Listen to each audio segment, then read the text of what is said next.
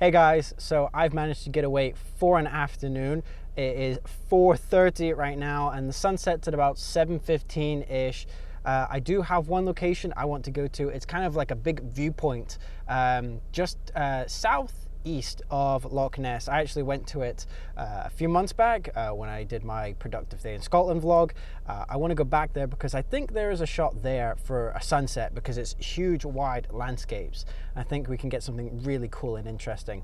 My only problem is there are 0 clouds in the sky today, so it's going to be a little bit hairy, but hopefully we will get some clouds later on this afternoon.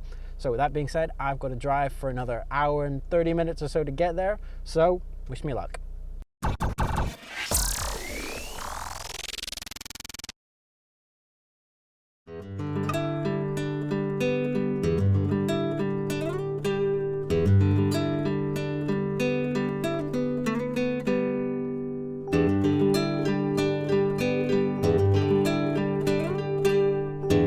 So that is us at the location now. The sun is starting to set, as you can see. So without further ado, let's get walking up to the peak and we can see what's up there, because I actually don't know what's up there. It's a point, but it's really huge, wide landscape, as you can see around me. It's just a massive thing. You'll see it in a minute. It's crazy. I have a wide angle lens, so we might have a couple of problems, but we'll see how we do. Hopefully I have some foreground elements up there, but the sun is setting again. No clouds though, so that's a bit unfortunate, but we'll see what we find when we get up there. So if I'm honest, I think I'm a little bit late. The hike that I have to do to get up here is tiring. I think I'm just mostly a fat, unfit person now, but it's still a hell of a walk. And I do think I'm a little bit late for the sunset. I should still get something, but as you can see, the sun is already setting quite softly around here. It looks really good up ahead.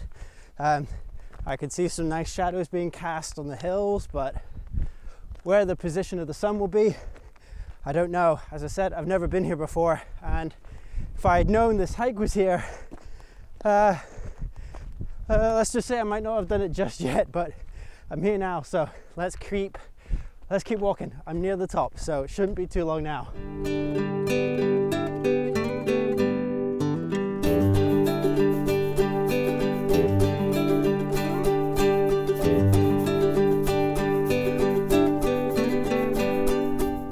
Wow, this is incredible. This is an amazing view. Wow, let's get set up. Let's get going. Okay guys, I have to talk to you with the wind blasting behind me, the microphone, so the microphone doesn't pick up the wind because it is incredibly windy up here. I was trying to take my bag strap off before and it was blowing in the wind so much that it was flowing sideways. I had a quick scout for the shot and I picked it fairly quickly because, I'm sorry, this is where the wind comes in. We've got this pathway here which leads all the way lovely, squiggling up the mountains right into the peak where the sun is, and it is setting. So I'll show you what my settings are. Hold on, I've got stuff flying everywhere at the minute. I'm doing brackets, no filters or anything like that. I'm just doing brackets right now because that's really the best thing to do right now, is to not do any filters or anything like that. Don't mess with anything, just shoot brackets. Make sure you have all the exposures for the sun and the shadows in the foreground, because these mountains are in shade now. They're in a lot of shade right now because of the sun and because the sun is shining this way. But for settings, yeah, as I said, HDR brackets. Whether or not I actually do a HDR, I'll decide later, but it's a -2, -1, 0, +1, +2. It's ISO 100 as always, and I'm shooting this at f/22. Now, you may be asking, why am I doing that? Because most times I shoot at f/8 or f/16. That's because I want that starburst. The star can be a nice starburst in the image, and that looks really great just kissing over the top of the mountain. One trick I will talk about later, because I'm going to wait a little bit for the sun to set a bit more, because it could lower just a little bit more, but I already have done some shots just in case when it sets a bit lower it doesn't look as good. But I'll talk about a trick where if you're shooting into the sun, and if you've ever done this before, you'll know that you get how would I put it, like sun reflections, where it's reflecting off the lens, and you get a crazy lens flare. That's the word I was looking for, lens flare. So you get a lens flare on it, and I have a really cool quick tip to actually completely cancel out that lens flare in your exposures when you're doing exposure blending. It wasn't a tip I created, it was from someone else who I can't remember the name of. I'll give them credits in the description below, but I'll show you that trick later on. But I'm going to hang around for a little bit and wait for the sun to set a little bit more to see if it gets any better.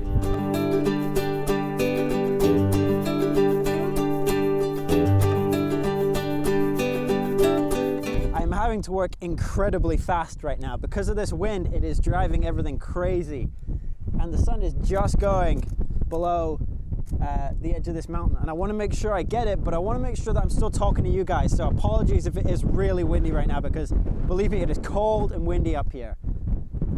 And the trick that I was telling you about before is to actually put your thumb where the sun is, so it blocks the sun from actually causing a, what do you call it? I keep wanting to call it a sun ray, and it's not a sun ray, it's a lens flare. That's what it is. I'll show a little clip I recorded earlier when I had a second, but yeah, it's a really easy trick. You just shoot your brackets that you want that have the lens flare in them, and then you do another bracket set with your thumb just hovering over the sun, and that way it can cut out some of the lens flare. Now, I'm having a bit of a problem here.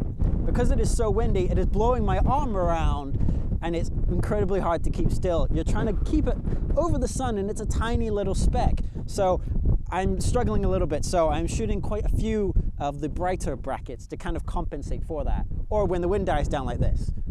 It is a great trick to do when it's not so windy and you're exposed in the mountains, but I'm very happy with what we're getting here.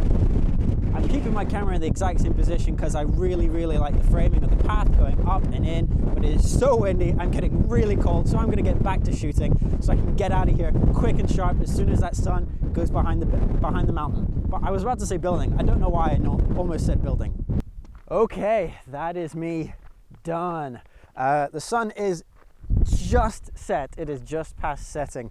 I'll throw the final image up here on screen. Obviously, at the time of me talking, I don't know what the final image looks like, but I do know that my hair is a mess because I have been attacked by wind right now. It was so cold. My hands were so cold. But while I was up there shooting away, it did feel like an amazing image. Hold on, I'm going to cover the microphone. It felt like an amazing image when I was up there. It felt like one of those shots you see on 500px and stuff.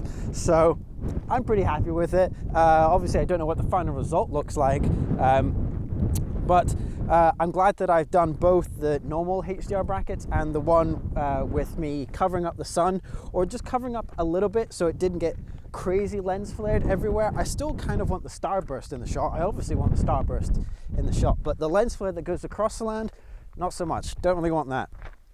So that's why I did those shots, so I can blend them in if I wanted to. And I'm really noticing how much of a crazy mess my hair is right now from the wind.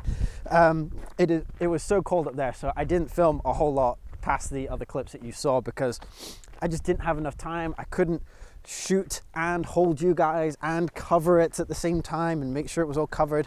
And with the wind was blowing directly at my face, so that made it really difficult to deal with the microphone. Even with the lavalier microphone, the wind was just blowing into it. At least right now the wind is blowing behind me, so if I go quiet, there's just a little bit of wind noise. So right now, actually I would say that I would normally stay for Blue Hour, but as you saw around me, there is no clouds. You can see it is just sky. And with the mountain that I was shooting being in such shade, it was basically the opposite side of the sun. It was getting no light whatsoever. The shot simply just wouldn't be very interesting.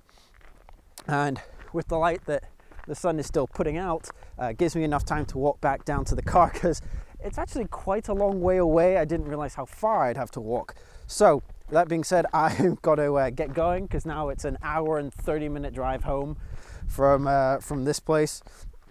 And this place, I can't remember the name of. I'll put it here on screen. I can't remember it off the top of my head, but it's an amazing viewpoint. I definitely want to come back here again because you've got views, basically a huge 360 view, but the sun setting that way with the path was like perfect. I didn't want to do any more. I just wanted to stop there and shoot. So I'll probably come back here again at some point. As with most places in Scotland, there are tons of things to shoot all the way around. So now that I've done all my talking, I am going to say goodbye to you guys and go in the car and go home. So I hope you've enjoyed this one. I know it's only one shot, but I think it's an extra special shot. So hope you've enjoyed this one, guys, and I'll catch you in the next one.